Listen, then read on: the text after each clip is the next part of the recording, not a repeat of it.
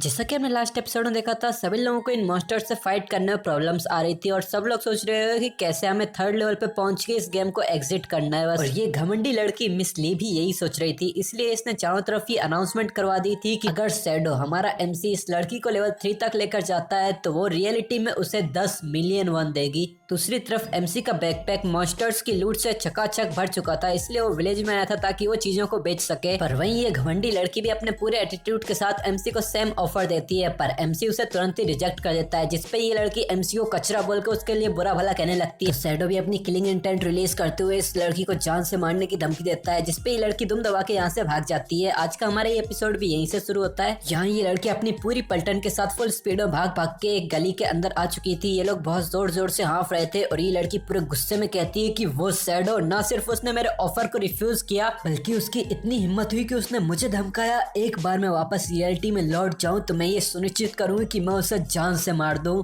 तभी गली में एक घर से एक बंदा निकलता है और वो इस लड़की से कहता है हेलो सिस्टर लीजी, जिसपे ये लड़की भी इसके कंफ्यूजन में देखने लगती है। तो ये पोर्कीपाइन सी शकल वाला बंदा कहता है कि मेरा नाम है मोलीजून, पर तुम मुझे ओल्ड माओ बुला सकती हो और मैं करंटली लेवल 2 पर हूँ। पर क्या तुम्हें पता है कि हम जैसे लोगों के पास लेवलिंग अप करने के लिए कुछ ट्रिक्स हैं? मैं तुम्हें लेवल अप करने में मदद कर सकता हूँ। तो क्या वो 10 मिलियन वाला ऑफर अब भी है? पर ये लड़की भी इतनी आसानी से बेवकूफ थोड़ी बनने वाली है। तो ये लड़की भी फुल एटीट्यूड में कहती है ट्रिक्स? कौन सी ट्रिक्स? तो ये मुस्कुराते हुए कहता है कि मैं यूजुअली अपनी ट्रिक्स को ऐसे किसी के साथ शेयर नहीं करता, पर ये सिस्टर लीजी हैं तो मैं अपनी सिंसियरिटी दिखाने के लिए आपके लिए एक एक्सेप्शन कर ही देता हूँ। वो कहता है कि अभी के लिए तुम बहुत ही तेजी से लेवल अप करना चाहती हो तो तुम्हें अपने सारे इनिशियल एट्रीब्यूट पॉइंट्स को एजिलिटी में डालने पड़ेंगे, जिससे हमारी फुल स्पीड में भागने की रफ्तार इतनी तेज तो हो ही जाएगी कि हम क्रॉलर्स से तेज भाग सकें। तुम्हें समझ में आ रहा है ना कि मैं क्या बोल रहा हूँ? अब ये सुन के तो ये लड़की बहुत हैरान हो जाती है और वो सोचती है कि ओह तो ये गेम ऐसे काम करता है, पर डैम इट मैंने अपने पूरे 5 इनिशियल पॉइंट्स को स्ट्रेंथ में ही लगा दिया।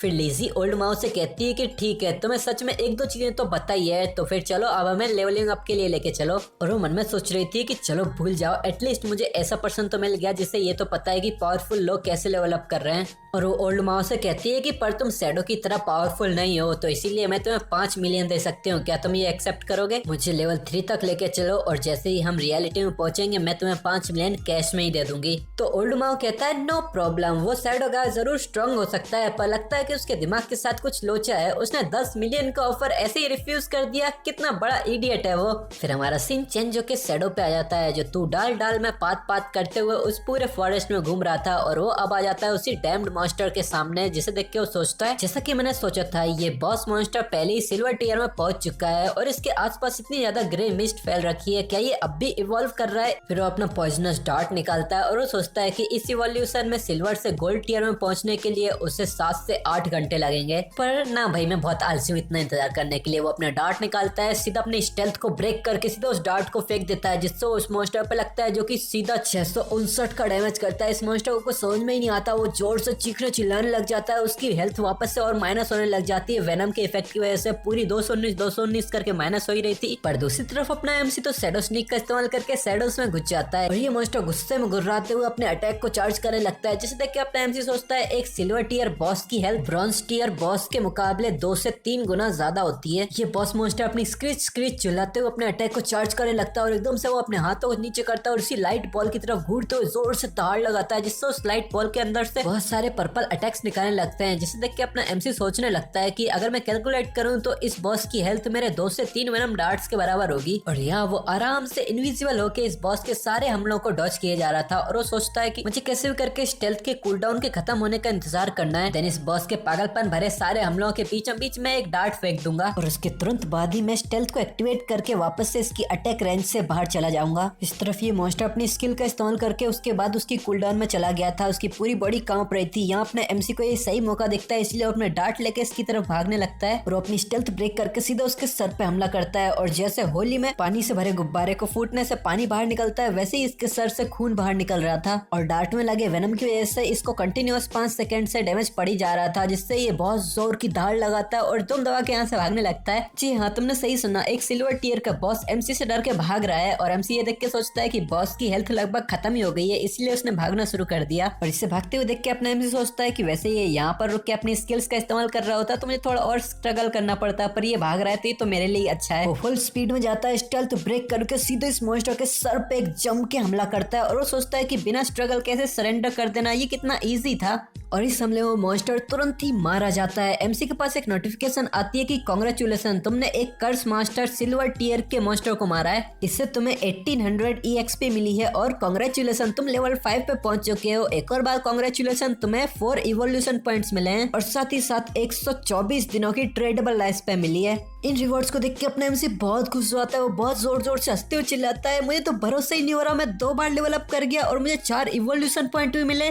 फिर अपना एमसी अपना हाथ उठा के ग्रीडी हैंड को एक्टिवेट करता है, जिससे सक्सेसफुली उसका ग्रीडी हैंड एक्टिवेट हो जाता है। एक नोटिफिकेशन में बताया जाता है तुम्हें 4 इवोल्यूशन पॉइंट मिले हैं और एक और बार 4 इवोल्यूशन पॉइंट मिले हैं। 124 दिनों की ट्रेडेबल लाइफ स्पैम मिली है, फिर से 124 दिनों की ट्रेडेबल लाइफ स्पैम मिली है, जिसे देख के शैडो कहता है कि मुझे डायरेक्टली डबल बोनस मिल गया। तो सिल्वर टियर के boss actually guaranteed 12 evolution point और 372 दिनों की ट्रेडेबल लाइफ स्पैम देंगे ही। तभी शैडो के पास एक और नोटिफिकेशन आती है कि तुम्हारी ग्रीडी हैंड का एक्स्ट्रा इफेक्ट ट्रिगर हो चुका है, तुम्हारी लूट के अंदर से एक सिल्वर टियर का आइटम गोल्ड टियर में अपग्रेड हो चुका है। जिसे देख के शैडो कहता है तो क्या इसका मतलब कि इसने गोल्ड टियर की लूट ड्रॉप की? एमरल्ड ग्रीडी हैंड से इतना तो मैंने एक्सपेक्ट किया ही था, इसके पास 20% चांस है किसी भी एक्स्ट्रा लूट को एक लेवल से अपग्रेड करने का। शैडो अपने सामने की लूट देखते हुए कहता है इसने तो लगभग 7-8 इक्विपमेंट के पीसेस ड्रॉप किए हैं, मेरे बैकपैक में बस 10 पीसेस की जगह है, मैं अभी भी तो बैकपैक खाली करके आया था, तो मतलब एक बॉस को मारने के बाद मुझे वापस से विलेज में जाना पड़ेगा। हाँ, ये तो कितना टाइम वेस्ट है। अब मैं ये आशा करता हूँ कि इस कर्स मास्टर ने मुझे कुछ स्टोरेज आइटम या कोई स्टोरेज रिंग वगैरह कुछ दिया हो, ताकि मेरे पास थोड़ी और स्टोरेज के स्लॉट्स आ सकें।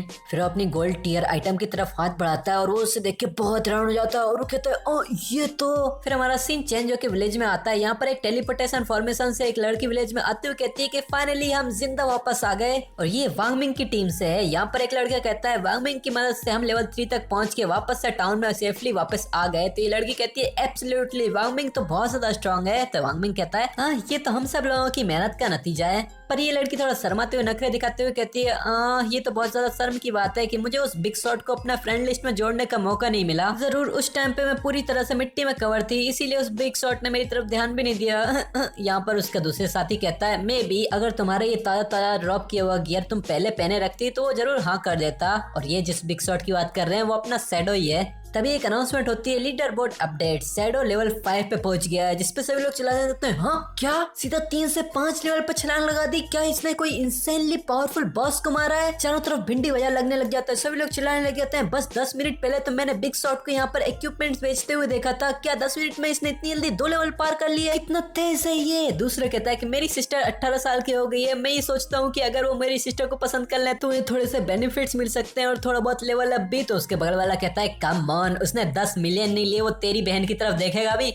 वांगमिंग टीम से एक बंदा कहता है डैम इट, हम तो बस मुश्किल से यहाँ लेवल 3 तक पहुंचे और वो बंदा तो पहले लेवल 5 पे पहुंच गया, ऐसा कैसे चलेगा यार। इसकी डिप्रेशन देख के वांगमिंग इसकी तरफ देखता है, पर वो पहले तो कुछ नहीं कहता, फिर वो खांसते हुए इन लोगों का अटेंशन ग्रैब करता है और वो कहता है कि चलो इसके बारे में ज्यादा मत सोचो अभी, चलो सभी लोग रियलिटी में पहले वापस चलते हैं और अपने दोस्त और अपने परिवार वालों को इस गॉड्स फॉरसेकन गेम के बारे में बताते हैं। इस दुनिया का लॉ एंड ऑर्डर बदलने वाला है, यहाँ चारों तरफ केओस छा जाएगा, कम से कम हम अपने करीबियों को तो वार्न कर सकते हैं ताकि वो तैयार रहें। फिर वो लॉग ऑफ करने लगते हैं, उनके आसपास कोई फॉर्मेशंस बनने लगती हैं और वो कहते हैं कि चलो अभी के लिए लॉग ऑफ करते हैं। यहाँ से लॉग आउट करने के बाद वांगमिंग सीधा रियलिटी में आंखें खोलने लगता है, वो धीरे धीरे करके खड़ा होने लगता है, वो अपने सर पे हाथ रख के खड़ा ही रहता है। उसके बगल में एक बंदा खड़ा था, वो बगल से कहता है देखो ब्रदर वांगमिंग जाग गए। तो वांगमिंग बगल में देखता है, बगल में एक और बंदा था, वो कहता है कि जाओ जाके टीम लीडर को बताओ कि वांगमिंग जाग गए और उन्हें यहाँ पर लेके आओ। इसके बगल में पूरी की पूरी टीम ही खड़ी थी। वांगमिंग के बगल में एक बंदा आते हुए कहता है कि ब्रदर वांगमिंग आप कैसे हो, क्या आप ठीक हो?